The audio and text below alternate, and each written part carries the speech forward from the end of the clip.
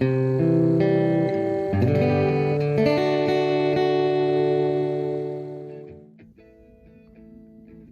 hard-boiled Sculpin. I saw some 1/8 ounce egg sinkers in the store, and I'm like, hey, that kind of looks like a Sculpin helmet or something that you see on a lot of streamers. And I was thinking maybe I could make a balanced leeched version of that.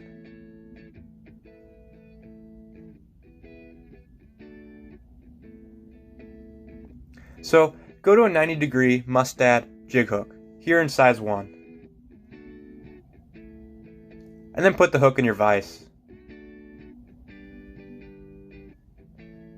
Load a bobbin with red Vivis 8/0. You can go a little heavier than this if you want though. Start the thread right behind the 90-degree bend and wrap down before cutting the tag end off. Make a nice thread base. Now go to a straight pin or a sequence pin. Now go to an 1/8 ounce egg sinker. Now, with the side of the egg sinker that's got the little ridge facing forward, go ahead and thread the pin through it. And although not absolutely necessary, I like to take some gel super glue and put it around the shank of the pin so that the egg sinker won't move around on me when I'm tying it in. So put some super glue and then push it up towards the top of the pin.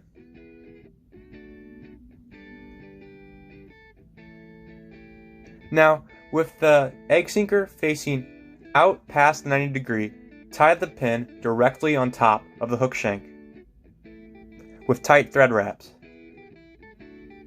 And then kind of make a ramp from the pin down to the shank. And then you can whip finish your thread off and cut it off.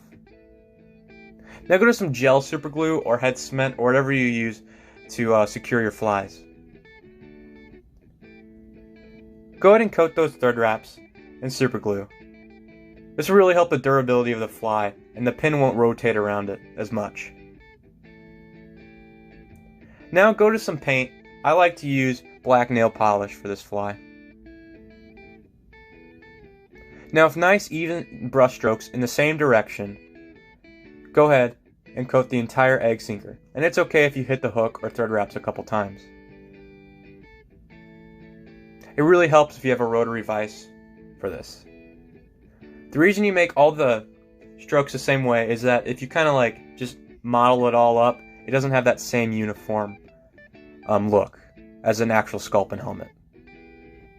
And even coat the top of the pin.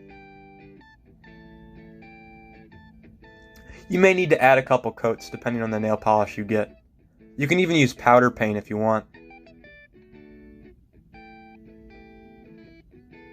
Once that's dry, I like to coat it in nail hardener because that again increases the durability of the paint and it won't just chip off whenever it hits a rock.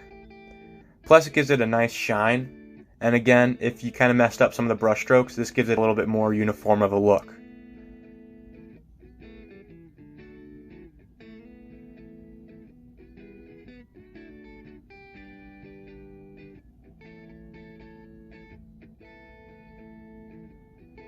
Now go to some chinchilla rabbit strips. Measure a tail of hide about 1.5 inches, and at that mark, go ahead and separate the fibers, exposing the hide. Now with that exposed hide and the fibers facing away from the hook bend, go ahead and push it down in the middle of the hide. Take your hook out of your vise and push it down the bend, and then put it back in your vise.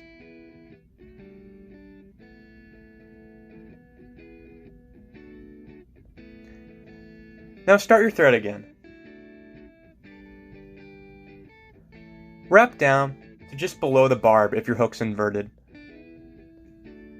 or just above it if your hook's not inverted, and make a nice thread base. This will help when we're wrapping the rabbit strip up. Now, with the fibers facing up if your hook's inverted, or down if your hook's not inverted, go ahead and take a couple wraps, securing that hide down to the hook shank so it won't go up and down on the hook bend. About 5 or 6 wraps over the hide is good. Then bring your thread wrap just behind the egg sinker. And while pushing the rabbit fibers back, go ahead and start palmering your rabbit strip up to where you reach your thread. Give it a couple pulls to really cinch that rabbit hide down. Once you reach your thread, go ahead and take some over crosses with your thread to really secure that hide without trapping any of the fibers.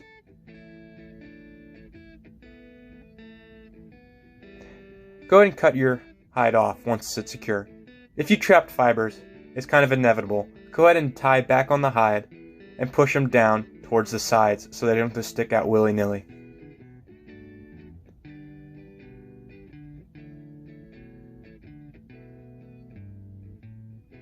Go to some tan grizzly chickaboo and go to the top where it's all fuzzy and not really saddle feathers that you palmer. Strip 2 off and align their tips. Set those aside and strip another 2 off and align their tips. These will be the fins. Measure a fin about a hook shank in length or slightly smaller. Then clip the stems off at that measurement.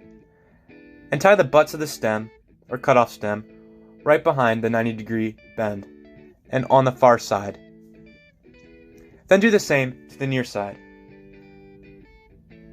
They should be sticking out directly from the sides of the hook.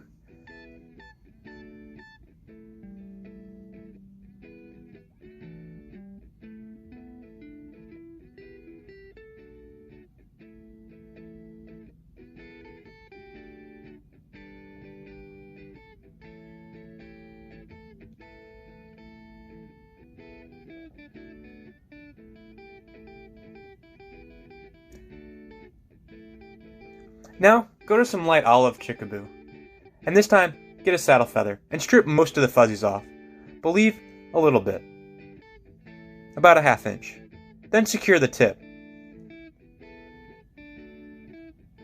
Now with the mostly colored side facing up, go ahead and tie the tip onto the hook. It helps if you cut the tip a little bit into kind of like a triangular shape, but it's not absolutely necessary. Push the fibers back, and then start making touching wraps up that little thread collar. Pushing the fibers back as you go. Wrap all the way to where you get bare stem. Keeping the fuzzies a little bit gives the fly a little bit more action and kind of represents gills. Once you run out of room before the 90-degree bend, go ahead and take a couple wraps past it, kind of onto the sequin pin, pushing up against the egg sinker. And then again, once you reach bare stem, go ahead and tie it off.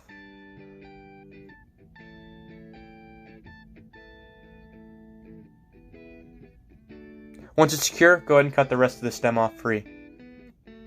Push all the fibers back and start making a little thread collar. This will help keep those fibers back and kind of give the thread a little hot spot. The fly a little hot spot.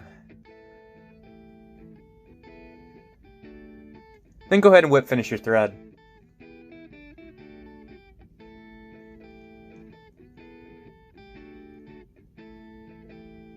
And then cut it off.